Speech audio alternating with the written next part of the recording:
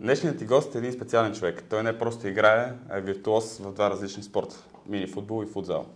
Може да го определим като много сърцат играч, който играе с невероятна страст и усет, които са му донесли целиарни места в водещите отбори, както в мини футбола, така и в футзала. Той е един от най-големите кошмари на вратарите, като през този сезон има впечатляващите 9 гола и 3 асистенции в първа лига и 6 гола и 4 асистенции в Националната лига по футзал. Изявите му са го направили част от националните отбори и на двата спорта. За премежата, любимите моменти и предизвикателствата ще ни разкаже лично той, Александър Асенов. Здравейте на всички. Саша, добре дошъл. Здравейте, момчета, благодаря за хубавото представяне. Ако може да искам да те поправя, малко повече говорим в първа лига, това не е важно. Добре, коригираме. 19 говорим, с 10 повече. Малко повече. Да, но това не е важно. Чакай този сезон. Да. Голмайстор. Да, благодаря наистина за хубавото представяне. Много ми е приятно да съм тук, гледах другите епизоди, много добре се получават нещата. Ще ми е много приятно тук да обсъдим нещата, които сте подготвили. Благодаря, че прие поканата. С удоволствие. Преди да започнем с Сашо и въпросите към него, само ще прочетем резултатите от предишния кръг в нашите прогнози. Тони срещу Гален се изправиха един срещу друг. Младостални и Urban Rebel, Младостални и Бесарабец, двата отбора казаха, че двете момчета казаха, че завършат 1-1 мачовете. Реално и двамата сбъркаха и Бесарабец надделяха с 4-0. Във втората среща Спортинг Горна Баня и Urban Rebel и двамата отново казаха, че победата ще е за Спортинг категорично. Ови, Urban Rebel надделяха, така че за момента с 0 точки и двамата. Ухажорите обаче Заря и двамата казаха единица и двамата познаха. Следващата среща беше между отборите на Плаза и Паунс Бест, в които двамата казаха единица, така и завърши. Следващата среща беше между пожарникарите и МФК Импулс. Гален каза единица, Тони двойка. Гален тук позна и излезе напред в резултата. И Озони за Донецка си, че двамата казаха единица, матча завърши хикс.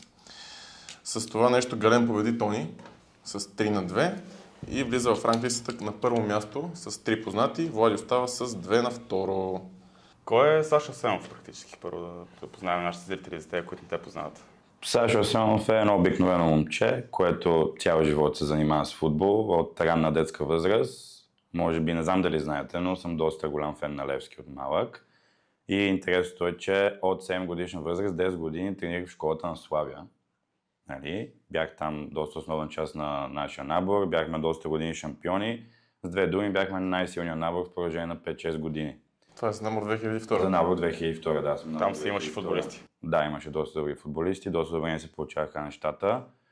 На 14 годишна възраст, ако не се лъжа, претърпях доста тежка контузия. Около 10 месеца бях извън терените, 9-10 месеца.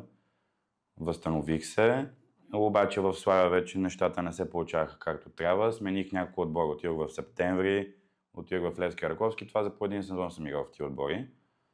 И след това стана така, че се върнах в Славия, но в по-големите, в 2001. Получих обаждане от треньора, отидох. Пак нещата не бяха както ми се иска на мене. През по-голямата част от времето контузията ме тормозеше. Тя ме тормозеше и до ден днешен, в смисъл до миналата година. Миналата година се оперирах, вече всичко е наред. След този ми престой в Славия, получих, това е доста интересно, обаждане от ЦСКА 48. Първият момент отказах, защото само като чух ЦСКА, нали, не мога да си представя да игра за този отбор. Но така се развиха нещата, че приех. Това беше първият дублиращ отбор на ЦСКА. Тогава мъжки отбор още не беше в А група, играеше в Б група и за първи път се направи втори отбор. И играхме там и не знам дали знаете славата на този отбор, ни обещания, ни работи. 13 мача без загуба, първи в А окръжна, ще влизаме в В група, обаче така стана, че баражно успяхме да влеземе. Владая ни биш 4-1 и де факто това ни беше първата загуба. Обаче след тази загуба ни изгониха всички, треньори и футболисти, примерно 2-3 са останали. И вече тогава ми се разбиха, така да кажем, мечтите за голям футбол. И лека по лека почех с малките врати. Малките врати ги почех на майтап. Даже сега ще ви кажа на забавна история. Първият мач на Райко Мерс, който някога беше, 2020. Аз излурах Пепи Козарев, че не мога да отида, че имам работа. Всъщност бях с приятели и играх карти. Преждевременно, нали, нещата станаха малко по-сериозни. Хареса ми много този спорт. Почехме да играеме, получаваха се нещата. Малко след това, като почнах мини футбол, почнах да тренирам и в Левски футзал. Отидох в Левски футзал 2020, Направих 2-3 тренировки, обаче се отказах. Защото видях колко е трудно, големи хора мачкате, различен спорт. Не си толкова добър, колкото знаеш, че си не ти се получава. И се отказах. И реално, чак след една година се върнах към футзала, благодарение на Николай Миков Уши, който направи една допълнителна тренировка с едно за новобранците. И в рамките на една година само съм тренирал без да изигра нито един матч. И вече от 2022 година съм състезател на Левски, играя матчове за отбора до ден днешен. И също така, нали, съм състезател и на Райко Мез в мини-футбола. Добре, с какво се занимаваш в нормалното време, в което не си на терените? Ами, моята работа е пак свързана с футбола. Тренирам деца в 4 детски градини в едно училище към школата на Национал. Не знам за кой е познат и за кой не е. Вече трета година съм там. Много ми харесва тази работа, все пак предаваш на малките деца нещо, което знаеш ти. А през лятото, защото както знаете детски градини училища лятото няма, имам една доста интересна професия. Съм пицар. Правя пици на Витушка. Значи не само с краката и сърцето си добър. Реално никога не го очаквах. Отидох уж на майтап да заместя един приятел за 2 седмици, 2022 лятото, пъто се научих и всяко лято хубаво по 2-3 месеца да работя там. Но главната ми професия е детските градини и училищата за децата. Това е много хубаво. Да. Как съчетаваш мини-футбола и футзала? И дали е огромна разликата между двата спорта? Значи мини-футбол и футзала се съчетават много трудно. Хората, които го правят, знаят. Разликата е огромна. Най-малкото като от 7:30 до 9 играеш с малката топка и от 9 имаш матч и като смениш топката, това просто е много трудно да влезеш в матч. Трябва да ни 5-10 минути да осъзнаеш къде се намираш. Но пък от друга страна футзала помага много за мини-футбола, защото футзал е основното, това е базата. То помага и на футбол, и на мини-футбол, и на всичко. Но е трудно, особено в момента е трудно, когато в футзал е точно пика на сезона. Има и на мини-футбол, и на футзал много мачове. Не е много лесно, изморително, но с това сме се захванали, справяме се доколкото можем. Практически даже в чужбина, които са топ първенствата, които всички гледаме, там почват от залата. Абсолютно, всичките отбори почват от залата. Даже имам, нали, съм чел, че отбора на Увърхемптън, който играе във Висшата лига, един път седмицата футболисти играят в футзал. Няма тренировка по футбол, играят само единствено в футзал. Това е много основен спорт, само тук не е признат, не знам защо. Но виж, от тази година се появи юношеска лига по футзал, което е... Да, даже 2 юношески лиги, 2008 и 2014. Наистина някакъв напредък. Да, но има напредък, но както ти сам виж, ти занимаваш това. Тонка има 6 отбора. Да. И аз винаги правя тази разлика. В България има 6 отбора, а в Сърбия има 7 лиги. Нали, всеки може да си направи сам сметката за каква е разликата. Имаше един турнир в Сърбия, който беше в 2 дни. Те бяха от 12, 14 и 16 годишни. Да. Имаше 3 камери и вар. 3 камери и вар. Това са деца 12 годишни. Точно там е разликата, да, огромна е разликата. А футзала, ако се приложи в школите масово, ще излъчваме много повече кадри, отколкото излъчваме сега. Съгласен съм, само че хората, които трябва да го променят, не го. Да. Нали? Истината е, че България изостава с 10 години във всичко, така че затова може би е това. Но другото, което аз смятам, че за това каза с Увърхемптън, е, че просто футзала предлага много интензитет, който е много полезен за играчите във всичките формати, не било то футзал, голям футбол, малки врати. Така че футзал наистина е основна част от големия футбол и може на футболистите да се развиват. Там има много тактика, точно много така. движение. Много и е научно доказано, че един футболист в залата играе 12 пъти повече топката, отколкото един футболист на голям терен. В смисъл, топката постоянно е в тебе, едно дете, като примерно топката е в него, учи се постоянно, играе едно в едно, топката е до него, спира, владея, нали? Просто проявява любов към топката и друго е. А на големия тренинг ги пускат някакви деца, тичат, играят, те не пипат топката, нали? Няма какво да коментираме. Той не може да опъне пас от един на другия тъч, ама са го пуснали там да играе. Да, това е дълбока тема, която няма нужда да я развиваме.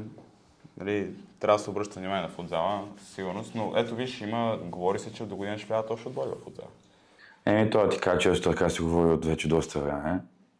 Никога не влиза, даже по-малко има. Миналата година бяха 7, са 6. Може да стават повече, те стават по-малко. Етър влязоха, които... Етър съм между доста добър. Даже аз съм приятно изненадан. За първа година играят футзал момчетата. Даже на момент играят по-добре футзал от нас, където се водим по-опитен отбор. Доста съм изненадан от тях и ги поздравявам за което.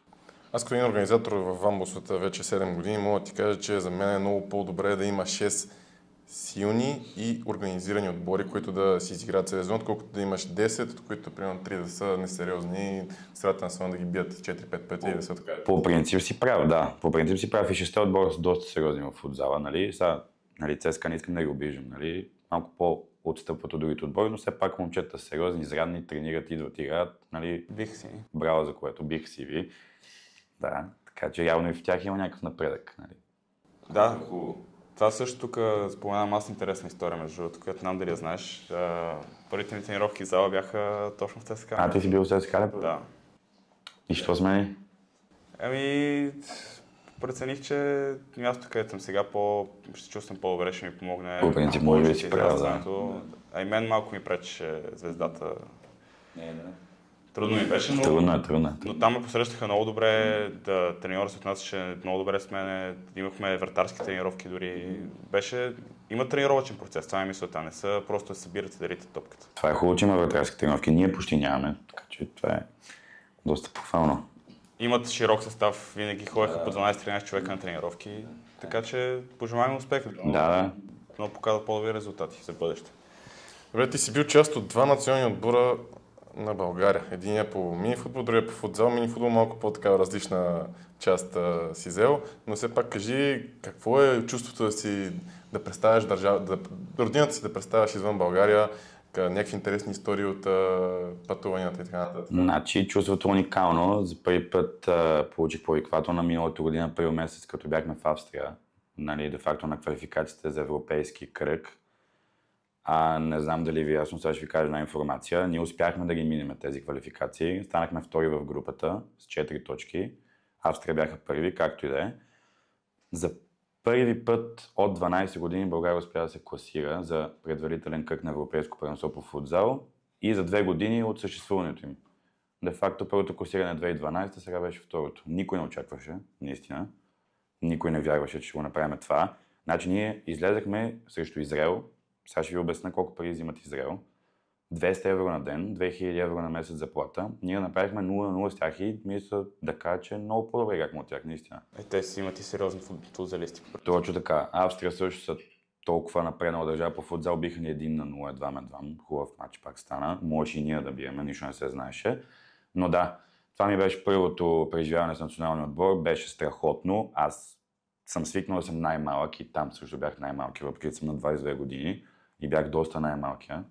Другите хора са по над 30 години с такъв опит, нали, и така нататък. Но наистина не очаквах, казвам ви честно. Значи аз предната година бях станал голмайстор на първенството и въпреки това не очаквах да получа покана за национален отбор, защото наистина има хора, които са много по-опитни от мене, които от много повече време го играят този спорт. Този спорт е специфичен, нали, знаете, не е точно като мини футбол, има си много специфики. След като успяхме да се класираме, тогава беше вече най-интересната част да видим ние срещу кой ще се изправяме на тези европейски квалификации, на този предварителен кръг. И реално имаш шанс да играме срещу Франция, срещу Испания и срещу Португалия. А Испания и Португалия са колосите. Те взимат милиони от футзал. И ние успяхме да спадаме с Франция. Да, не знам дали знаете резултата. Да. Отивам, ето сега ви казвам най-интересната история.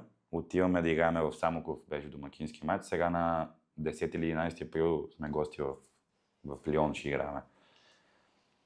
Влизам на терена и гледам срещу мене. Той играе в Барселона. И аз играя срещу него. Аз знам, че той играе в Барселона. И той трябва да играе срещу мен. Нали? Това е едно такова чувство, което не мога да ви го опиша, наистина. Да знаеш, че играе срещу такъв футзалист, който това му е работата, професията, взима милиони и играе в Барселона. Наистина, Барселона. И да, беше много респектиращо това за мене и беше много голямо преживяване. Те имаха и няколко момчета, мисля, които играят и в Португалия. Навсякъде играят, да. Португалия, в някакви други отбори по Испания играят, в шампиона Хървати имат. Реално всеки един от тях само това прави. Това му е работата. И то доста така напреднала фаза на футзал. С минифутбол и национален отбор на европейското? Минифутбол и национален отбор.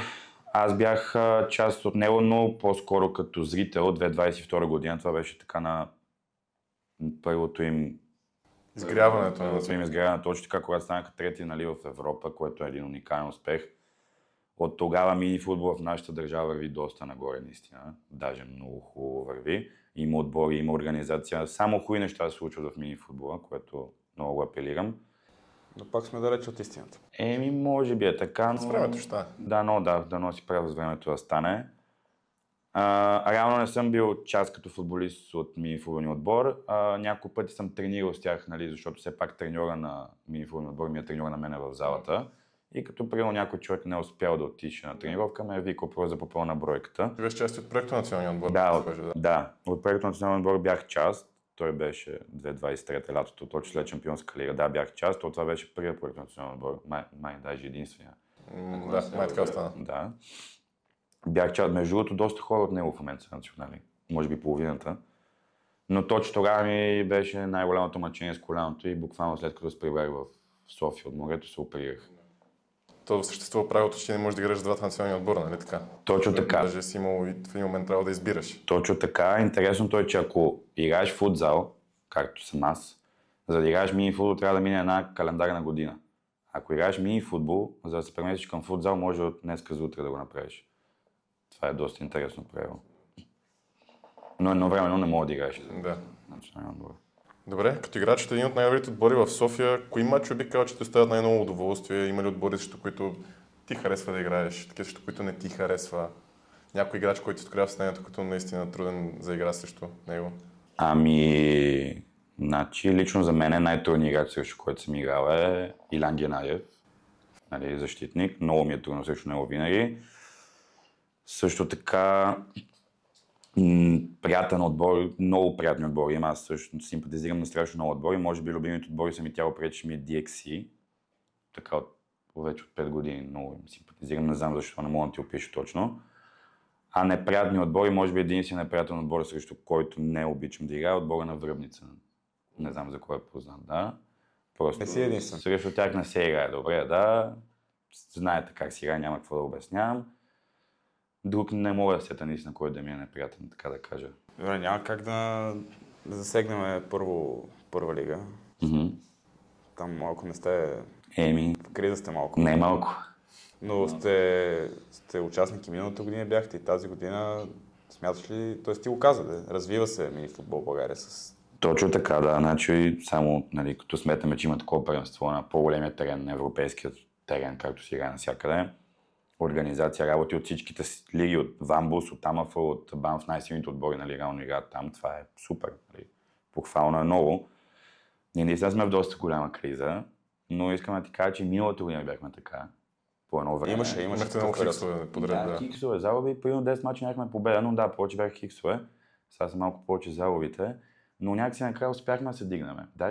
Даже последния мач се борихме да не изпаднем миналата година и бихме.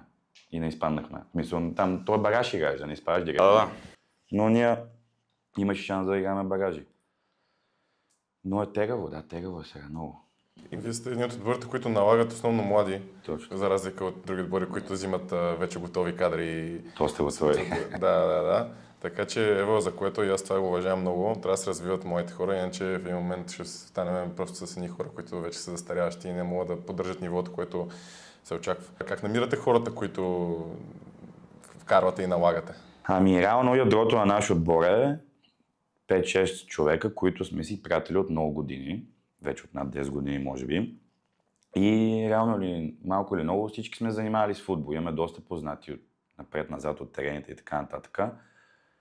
И, нали, знаеш, идва момента, в който всеки спира, вижда, че няма да стане футболист. Примерно по В група, мъчи се там 1, 2, 3, 5, 10 години. Вижда, че няма да стане и то му се рито още. Знае, в смисъл, интересува се мини футбол, знае, че ние играем. И става с едно-две обаждането. Сега, например, двете момчета от вашия отбор от Ботевград. Викнахме едно момче, което играеше в Левски 10 години, Хари, дойде той колкото мен 2002. Нали? И гледаме всички по някакъв начин да са ни приятели. Нали? Не да викнеш някой просто добър футболист, който никой не го познава и то няма никакъв смисъл да го викнеш. Сега ето често ти казвам, нашия президент Илия Козарев, ако иска, може да се върне най-силен отбор на мини футбол, както се вика Галактико. И да печели всичко. Ма не е в това смисъл. Да. Не е в това смисъл. Казваш приятели. Скоро един ваш приятел ви напусна по средата на сезона. Да, Митко. както допълвам това, което каза Дейо, освен че вие сте един от малкото отбори, които налага млади момчета, бяхте може би единствен отбор, който така използваше вратаря си в голяма част от разиграването и Точно така, да. Значи първо искам да сложа една скоба. Преди 3-4 години бяхме може би единствения млад отбор, така, който наистина изпъкваше. Нямаше другите. Може би 4 години. Нямаше млади отбори, които да играят. После се появиха Вила Марък. Вие се появихте класиците, вече ти не си там. И почнаха да се появяват така много отбори. Ето сега Лефинс са само млади момчета. И някакси вече е по-различно, защото все пак тия момчета малко или много те са по-подготвени. Те доскоро си играли в група, те са тренирали всеки, ние не сме чак така. Нали? И това малко ни е трудно сега в момента на нас, но се надявам да се справиме. Иначе конкретно за вратара 5 години бяхме с Митко Каров в един отбор. Той дойде 2020, се запознах с него. Това са 5 години, 4 години и половина да речем. Ние много свикнахме да играем с вратаря. Даже ние сме зависими от това да играем с вратаря. Ето сега, сам си правя сметка, 4 мача ние не можем да изнесем топката. Ние не знаем как да изнесем топката. Това е положението. Без съмнение Митко Каров е най-добрия в изнасянето на топката от вратарите. Със сигурност. Но аз искам да те питам сега, нали, честно да ми кажеш, те ли лоши чувства към него? И предполагам в момента, в който случва е било тегаво, нали? Това е нормална реакция, но сега примерно ако се видите, ще се поздравите ли? Със сигурност ще се поздравиме. Със сигурност въобще не ми е приятно и съм огорчен от неговата постъпка, но със сигурност се поздравя. Митко все пак на първо место ми е приятел на мене. 5 години сме създали едно така хубаво приятелство, бих казал. Никога няма да го пламина, винаги ще искам най-доброто за него. Му пожелавам наистина успехи, не му пожелавам нищо лошо. Но винаги си остане едно такова горчение, че така е напусна, особено по средата на сезона, нали? Можеше поне според мен да остане до края на сезона, въпреки че е решил да смени отбор и да го направи след това. Може би това ще да е за мен правилното решение. Мисълта им беше дали ще запазите приятелството извън терените, т.е. да си взете на кафенце, да гледате някой мач и така нататък. Да, мисля, че няма да има проблем с това. Ще си го запазим, да. Няма да има проблем. Защото да, ти само каза, вие сте му приятели и трябва да го подкрепите сега, каквото и да му е решението. По принцип трябва, значи сега няма да кария. В началото на всички ни беше по-бурна реакцията, мисля, че нормално. Никой не очакваше това нещо да стане. Беше доста така изненада. А реално и го разбирам и не го разбирам, ама повече не го разбирам. Защото неговите думи бяха, че в нашия отбор нищо не се получава, че той иска развитие. А реално като върнеш лента назад, от лятото до сега ние ставаме трети в България, печелим осмиците. Турнира с най-голям награден фонд. Съществува на мини-футбол. Второ място на Winter Masters. Второ място на Winter Masters, точно така и то падаме на Дуспи, нали, къде се вика, може да си първи. Спечелен на Winter Masters Надежда. Точно така. Осмиците взехте и два турнира. Точно така и Благоевград и тук, и вече и финалния. Но в Благоевград не пази Митко Каров. Да, това е така. Тонката, да. И другото, което е, преди да почнем този полусезон с тези 5 поредни загуби, ние в първа лига сме 8 или 9 мача без загуба. И то 6 или 7 са победи. И 2-3 хикса. Нали, реално представянето ни не е толкова лошо, колкото той го изкарва. И реално идва първия мач DXC, падаме, защото сме паднали. Паднали сме DXC, вчера би малки страсти, онен ден би Вила Марк, нали, не сме паднали от... Два топ отбора. Да. Първа загуба за страсти. За малки страсти, нали, от DXC. Не сме паднали от някой случайен. Просто така си го решил Митко, не знам, пак не мога да разбера защо, но той си знае. Пожелавам му успех, наистина. И от екипа на Вамбускас пожелаваме на Райкомерс да се възстановят бързо да излязат от тази криза, която сте попаднали и да успеете да се държите в първа лига, да покажете... Вие ме сте напред класирането, не застрашени ли сте? Не, застрашени в момента не сме със сигурност, но реално първите 8 отбора и нали, получават квота за шампионска лига. Да. И ще ни е малко трудно.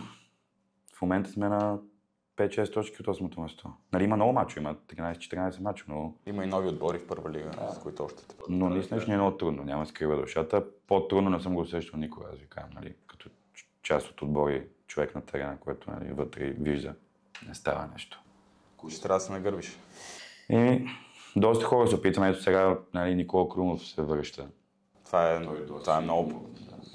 Със сигурност той е доста добър футболист, така че сигурно ще помогне на отбора. Да, мога да ти кажа най-интересна история тук от последно време. Малко ни яд, не знаехме, че Анри е напуснал класиците. И щяхме да го вземем при нас, ако знаехме. Той даже е записан в първа лига в състава на Райкомерс. Ами ние не знаехме и след като се качиха снимките от първия матч, който ме без Митко с нови вратаря, нали, писане на Пепи Козарев. Пак не се разминаха пътищата и Пепи беше, нали, в шок. Не знаехме, че е сменил отбор и не щяхме си го вземем 100%. Той си играл и миналата година си игра с. Той си играл доста мачове с нас, да. Даже миналата година последните мачове от първа лига, той ги завърши. Последните 4-5 мача само той пази. Но да, мал шанс. Ще намерите вратари. Пепи Козаров ще произведе някой. Така е, значи не е момчето, което и да е. Сега не е лош вратар. Трябва му време да свикне със сигурност. Той е малък, той е 2,5 и нагоре. Така че това са хубави работи. Ще му дадем време със сигурност. А и той Митко Каров почна, той с вас се разви реално като футболист. Той не казва, Значи... че беше слаб, просто казва, че при вас... Точно така. Митко Каров кацна със самолет от Англия и дойде без кос, се казаха зайците при 4 години. Първият матч за зайците на 8 лига в Банф, примерно. Някакво супер слабо ниво. Въобще не беше играл мини футбол никога. Не знаеше за какво стана на въпрос. Хареса му. Видяхме, нали, реално, че е супер вратар. Взехме го и в Райкомерс. И нещата си станаха просто национално. И знаете, няма. Да, и футзал и всичко, да. Така, започваме с викторината. 5 въпроса съм подготвил на Сашо, както и на останалите гости. Първият ще е малко по-труден да знаеш. Добре. За колко отбора си играл в мъжките издания на Вамбус? За колко отбора аз съм играл? Да. Мъжките издания на Вамбус имаш преди първа, втора лига, нали така? Всичките, в смисъл да не говорим за ученическите турнири. Добре, играл съм за... Чакай сега, играл съм за Бескос. Играл съм за... Мисля, че и за Зайците съм играл. Играл съм. Сега в момента сещам само за тия. Ама със сигурност има още някой, щом си го се това въпрос. Още два има. Още два? Един все още играеш. За Райкомерс играхме. За Райкомерс и за мен игра няколко мача за Биянчи. Сега се надяваме Пепи Козарев да не го види. Ужас. Пепи Козарев ще се разсъди тук. Да. Така, втори въпрос. Назови един играч, който се състезава в минимум 3 отбора в Националната футзална лига. Това е само един. Христо Костов е играл. Не Не само един. Иначе кой друг? Ицо Костов играл, сигурно Ицо Костов играл и за Варна, и за Левски, и за ЦСКА, и за Амиго, да, и за 4 играл. Аз си бях подготвил друг, ама нали, пак ти го приема. Дидо Димитров. Да. Така, третия въпрос. Кой бе човек от Райкомерс, който изпусна дъспа на финала в Панагюрище срещу Ати Консулта тази година? Тафърт. Да. Тафърт изпусна и на празен от половин метър. Да. Кой отбеляза първия гол за България на Европейското първенство, в което се отличихме с бронзовите медали? Първия гол. Да, първия гол за България. Значи той беше срещу Австрия. Да. Кой беше? Някой от Пловдив май беше. Да. Веско Филипов. Браво. Така. Браво. Така, този пак малко по-труден. Миналата година играхте във втората дивизия на Вамбус, с отбор на Бескос. Кой отбор стана шампион на лигата? Спорт Бари Национал. Браво, бе, Саши, ти много добре, бе. Топ. Така, преминаваме към обзора на кръга. В първа лига тази седмица нямаше мачове, сега минаваме директно към втора лига, където ще е единствения мач, който ще коментираме с нашия гост Сашо. Спортинг и Urban Rebel. Спортинг, борба за титлата. Urban Rebel, борба да издържат до края на сезона. Успяха да намерят Urban. Сега двамата бяхме на матча. Не беше много красив матч, но все пак ще го пуснем Сашо да изгледа головете. Пускаме. Започва силно за Urban Rebel с гол на Сапо. Васил Саподжиев. Това е Васко от Вилмарк, нали така? Да. После нелеп вратарски гол. Да, добре. Ти ли си на врата? Да. От нулев ъгъл, това го всеки мач ми го вкара. Това не знам как става. Иначе не е на леп гола, щом ти го кара всеки. Като разписание на вратаря, Данчо я завърши на празна врата. Ето го Ники, който Това ли не е новия? Да, това е състезател. Не я вкара лошо по принцип. Даже доста добре вкара. Спортинг успяха да върнат един гол. Марти Ангелов с стандартната за него гол с пета. От гол тук на Пешев. Той е доста добър футболист. Само му казвай, че се бие на 5 на 2 става тук и вече мач много се заключи тук, че Гуглят. грешка тук защитата. Отпланя. Тук става интересно 5 на 4 вече. Да. И в интересен след този гол Има и време. има 2 червени картона. Деян с цялата си наглост след мача да я каза, ние свършихме Хикс. Аз в интерес на истината мисля, че свършихме Хикс, може би аз не съм следил, бил съм много извън мача. Това ми казаха и другите от моят отбор. Първо искам да поздравя Дърбана. Много коректен матч. имам известна доза забележки, но те не са за тука. Не се представихме както по принцип сме свикнали. Може би Гален много не липсваше в този матч. Не влязохме добре от самото начало. Както казах, Хърбана си издаваха сини пият, което е нормално, естествено, няма да паднат. Много ясно. Поздравление за успеха. Това ни е първата загуба, мисля, че от последния път загубихме преди... За купата загубихте Европа. Беше зимата и се подхлъзнахме. Това не беше последната загуба. Според мен ще подейства така отрезвително на момчетата и се надявам до края на сезона да сме постоянни, както бяхме и до сега, и да се поздравим с трофей. Пак ще стисна ръката дори. Мерси. Честита победа. Мерси.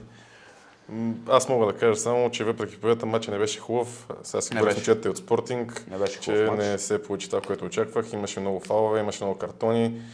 Наистина не трябва това да се случва, все пак сме приятели, идеята е преди всичко да се забавляваме. Да, наистина победата, всеки обича да печели, няма какво да се лъжиме, никой не обича да губи, но не трябва да е с цената на евентуални контузии и такива... Аз ти казах, че дори да водим в резултата, те пак ще да играят по този начин. Няма значение. Но, т.е. ролята на този, който трябваше да успокои матча, той не го направи. Оттам дойде цялата грешка. С те го коментирахме вече. Но няма значение да продължим нататък. Същи две думи за матча. Доста интересен матч, особено така накрая с това 5-4 като става. Това са ми любимите матчове, да се върне, примерно някой отбор правят 2-3 гола, да ги върне тия 2 гола, както става в случай, и накрая просто става уникално. То реално ние получаваме червен картон тук, а те получават червен картон на резерва. И ние играем с 7 минути, играем човек по-малко. При един гол. И не успяха. Да. Измъчихме се някакси. А при нашия картон беше на Люго, отвънка на тъча. Ага. Значи не е било толкова фатален беше. Да. Въобще, ама наши нас изгониха Дейвид, ама той не си издържа нервите. Ага. Минаваме към другите резултати от кръга. Какво стана? Аз не разбрах. Първият му жълт картон беше за фаул, нали? Ясно. Втория жълт картон, нещо се случи, не разбрах точно какво стана, някой го фаулира, може би. И той отида да се скара с Влади. Мисля, казвам, какво ти става, какво си видиш, лут ли си или нещо от този сорт, не съм сигурен. И Влади му извади втори живот. Същата причина, която даде и на Любов втори живот, просто Любов беше отвън. Не, той е Любов... Реакция към съдията. Да, отново. Така, останалите резултати от кръга. Бесарабец победиха Младостаун. Имаха шанс Младостаун да се завърнат битката за титлата, но стъпиха на криво. Младите Аякс бият БНР в гол в Иеста, завършва с 8-7. Артилеристите бият спартанците с 5-3 в поток Б, а Спорт Б Национал победиха Диана Бат с 4-1. Буджак взеха своя реванш на Пирин 2 с 6-3. В трета лига Делта Форс победиха зависимите с 9-6, в Диджитал победиха Конкордия с 11-1, изгубен потенциал победиха Национал с 13-6. Ухажорите взеха много тъмна победа над Заря вчера с 4-3. В поток Б Кленди победиха Патетик Монер 4-3. Туристите и Вик завършиха 2-2 битката за първото място. И К за БФС победиха Хотейк 7-5. В четвърта лига Плаза бият Паунс Бест с 6-4. Парабола записаха студия победа на Джигити. Еврофутбол победиха Лос Фимаро с 7-3 и запазиха първото си място. И СС Крил бият Динамо София с 11-4. Поток Б Грин Девилс загубиха от Dream Team с 3-4. Импулс победиха Чуковете 6-3, а днес ще изиграе последния матч от техния кръг. В пета лига пожарникарите записаха победа над МФК Импулс и остават на първа позиция с 5 победи в 5 мача. Днес сега парти записаха първа победа, побеждайки АФК втори шанс 8-6. ННБ победиха Зверовете с 5-3. А във фирмена лига Тигрите Манос победиха с Каница 9-4-2 и Озони Золенска Сич завършиха наравно 2-2. Това е. Миналия път ги чух, че те питам тия пожарникарите от Тетера ли са това? Че ми стане интересно. Добро отборче. Да.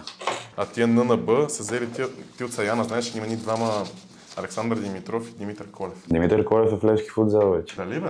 Той е добре бе. Доста. И той също. Не е лош и той, но Митко дойде, даже вече си тренира.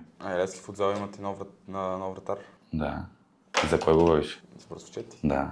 Преди ми Братовчет го взех, веднага като реално Тонкича се махна. И просто звъннах на треньор и му казах, Братовчет ми е вратар, малък е, играе, дай да го вземе само да тренира. Само ще кажа, че заради едно наше познато лице, няма спомена името, да няма конфликт на интереси, ходих да гледам много мачове от юношеската футзал съм гледал и той преди това беше в... ОФК София. Не, той ще си тренира при тях по принцип. Да, но играеше там, между другото, доста добре.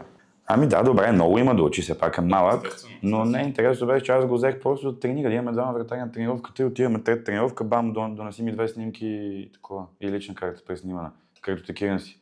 И ето, Мартин си изкарал един червен картон и той влезе и срещу ми го игра 15 минути. И между другото извади няколко... игра, прилично игра, да. Много беше притеснен сега, нали? С краката, но да влезнеш. Браво, ни се поздравяваме. Преди головете направи 2-3 брутални спасявания.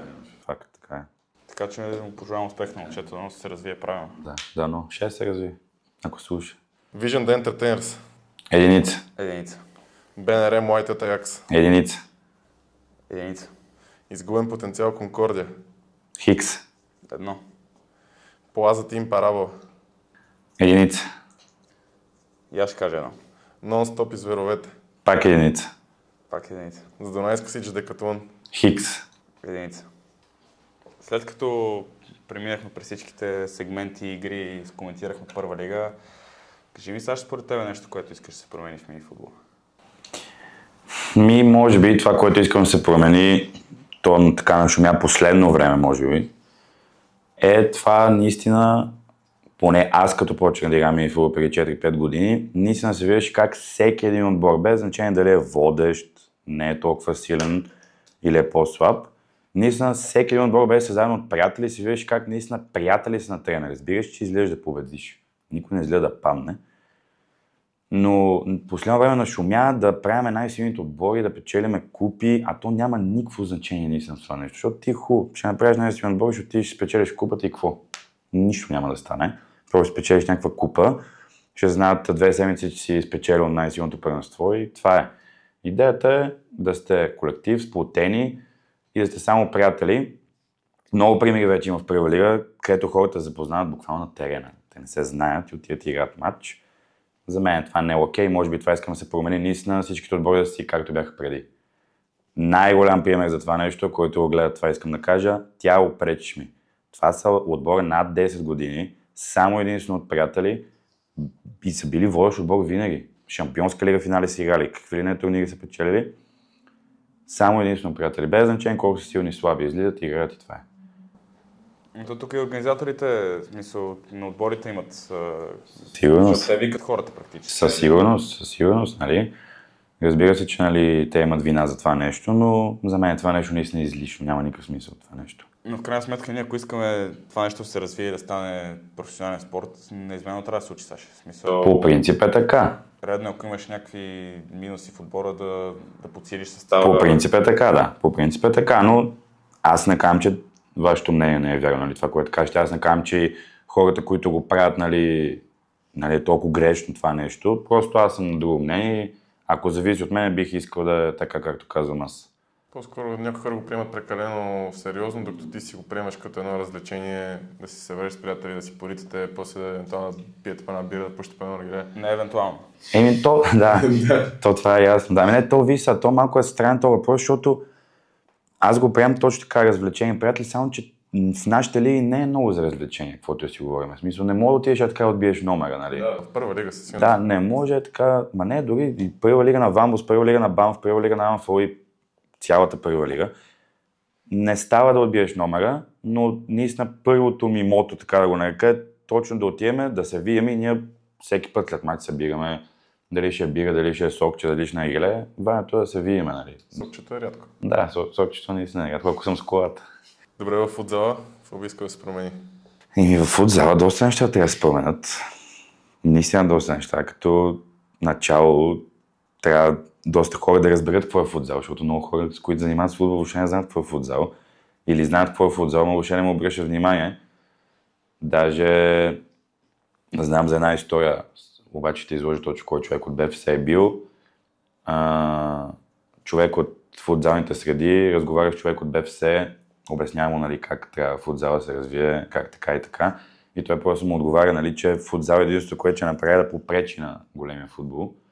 Нищо не може да се спечели от това. Важно е тези хора да го променят, че футзал няма какво да попречи, той може само да помогне. Това е първото нещо, което бих искал да се промени. Просто цялостно развитие в този спорт, всички деца да почват от футзал, да се построят зали, да се правят зали. Защото аз, ако ти кажа, примерно, ноември месец бяхме в Хърватия, бяхме в някакво село И в селото имаше брутална зала.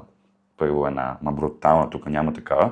И второ в хотела, който спак имаше зала за футзал. Нали, в някакво село в Хърватия. Тук няма зали. Той ще ти каже, не, сега каква е залата. Потънало е половината. Да. Добре, теб, основно треньор ти е Ники Михов. Точно така, да. Може ли да кажеш нещо, което може би те е научил или ако не той, някое друго име в минифутбол, което ти е помогнал и ти някакъв урок ти е дал, който не само в минифутбол практикуваш, и в футзала, а и в живота като цяло? Значи, да, Ники Михов ми е основен треньор. Реално аз като започнах като цяло и с минифутбол и футзал да се занимавам, наистина имаше много по-опитни, много по-възрастни от мен. В момента, между другото, вече не е така. Даже в момента в футзала аз и Ники Иванов сме най-старите като опит в отбора. Но имаше много хора, от които ти от всеки учиш. Ти играеш, той те спира, казва ти на ухо, тук така и така трябва да направиш, еди какво си едиш този. Ти от всеки попиваш. Но наистина най-много съм научил от Ники Михов. Той ми е дал най-много. Последно време все пак искам да изкажа моите благодарности и към Делян Койчев, който е треньор на Миро, но и треньор в националния отбор. Също доста ме учи, той помага ни, той доста се развива, той Бахър, развиват се постоянно, гледат за футзал, искат да стават по-добри, което е много хубаво, няма значение, че са противникови отбор. Но ако трябва да кажа един човек, това е Уши със сигурност, Николай Михов Уши. На него съм най-благодарен за това, което съм да речем в момента. Добре, някой твой любим момент от футзала, от мини-футбола, нещо, което така... От футзала, може би любимия ми матч беше първата ми година. Ще излъжа 2022 или 2023. Играхме полуфинали срещу Варна Сити. Тогава Варна Сити беше силно най-силният отбор. Много пари получаха и така нататък, много спонсори. Първият мач беше в София, водеха ни 4-3 до последно. Успяхме да бъдем 5-4. Може би това беше уникална радост. Наистина беше уникално. Следващия мач във Варна, за съжаление, 38 минути водихме 0-0 и накрая не биха 2-1. Вече третия мач ни пребиха. Но може би първият мач го слагам като най-голяма емоция и със сигурност матчът Цървена звезда, не знам дали сте го гледали. Да. Беше уникално просто. Толкова фенове имаше такава организация по телевизията, беше много... Ти дали се вкара тогава? Вкарах, да, един гол. Беше много приятно наистина този матч. На мини-футбол, може би една от най-хубавите ми преживявания. Те са няколко със сигурност, много са. Първото беше като отидохме 2021 на Лига България, никой не ни знаеше въобще кои са тия рекомери. Станахме трети.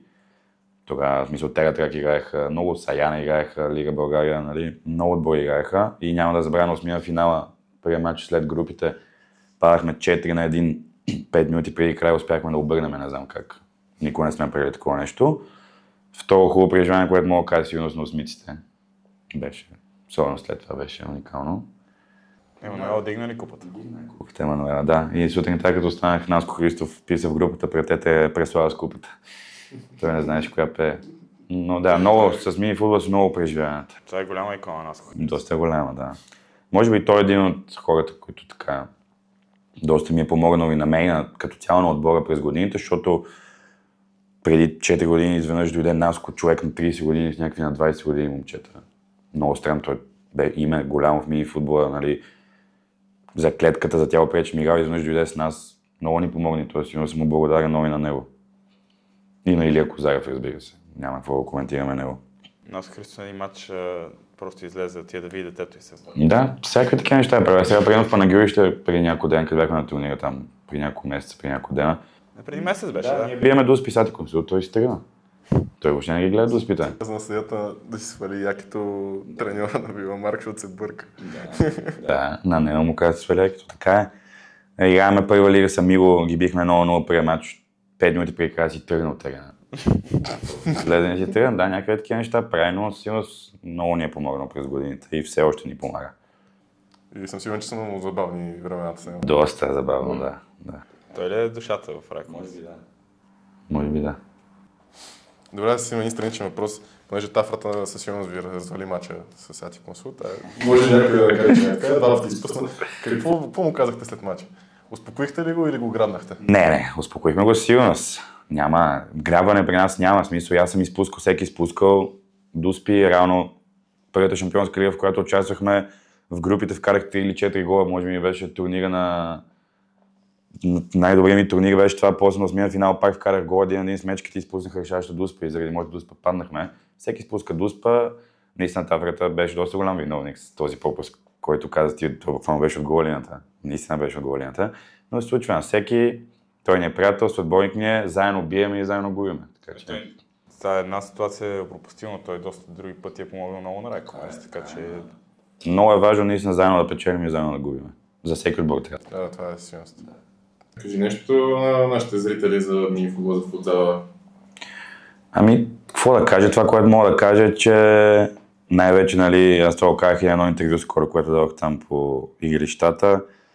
За хората, които те първа почват да се занимават с тези спортове, не си го слагайте на 100%, играйте го с приятели, ставайте по-добри с приятели. Трудно ще има трудни моменти, ето ние сега имаме труден момент, но излизайте сами от тези ситуации. Не търсете да идва някой по-добър, пари, особено от това не търсете, защото в този спорт дойдат ли парите, значи не е хубаво, поне за мене. Просто бъдете заедно, приятели и постигайте успехи. Добре, предложи някой гост, който да поканим следващия път. Аз между другото чух, че Илия искате да го поканите с Васко, може би ще интересно с тях. Кое да кажа, не знам. От футзал от мини-футбол средата искате. Доста колоритни личности има, но наистина с Илия и с Васко би те интересно доста. Значи те събрах най-много гласове. Да, викнете ги, сигурно ще е интересно с тях. На почашка. На почашка ще е още по-интересно, да. Аз имах среща с Васко тук преди 2 дена и той каза, само не ви кажа, че си говорим за футбол там. Нали? Ако решите, мога да поканите, ако нали си навие някой така по-голям, който от много време вече в тия среди. Ще му името? Не казвам някой конкретно, просто някой така с по-опит, поне 10 години да играл, нали, той сигурно ще разкаже доста така. Добре, подскажи ни някой. Кой да подскаже, не знам. Не знам кой би се навил да дойде. Някой от DXC, примерно, някой Денис. Илян. Илян между другото ще доста интересно с него. Има много хора, смисъл. Подпитайте ги. Добре, искам да те питам преди да приключиме. Аз, честно казано, преди да те викнем, се притеснях, че ще откажеш, защото мислех, че ми се сърдиш. Все пак не получих предифнателна за Райко Мец, като станахте без вратар и се притесних, че ми се сърдиш.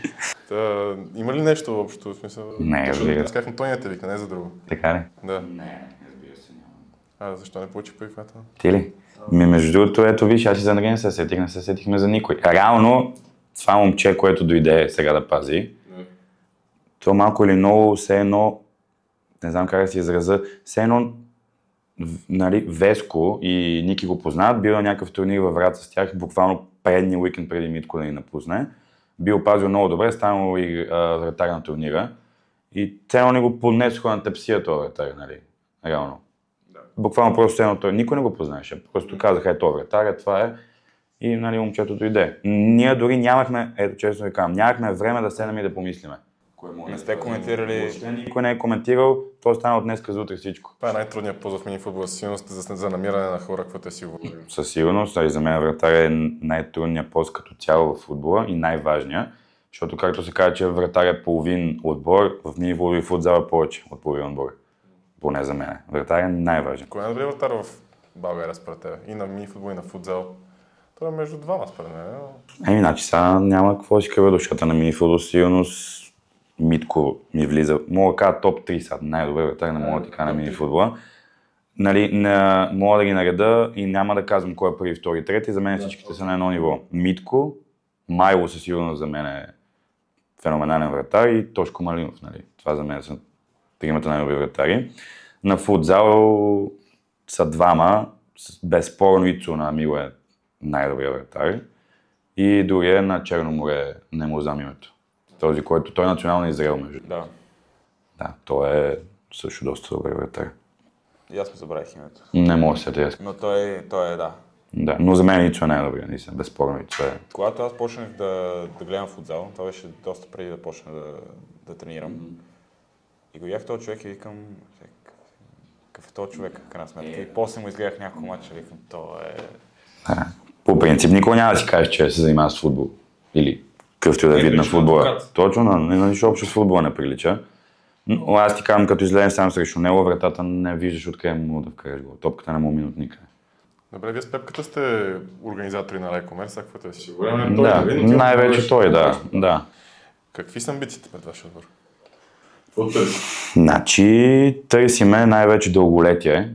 Искаме да сме да станем отбор на поне 15 години, може би, примерно към някакво число. Винаги търсиме, разбира се, да печелиме. Няма как. Ние отиваме да печелиме, но най-вече това търсиме да създаваме хубави моменти, отбора да продължава да съществува, както съществува до сега.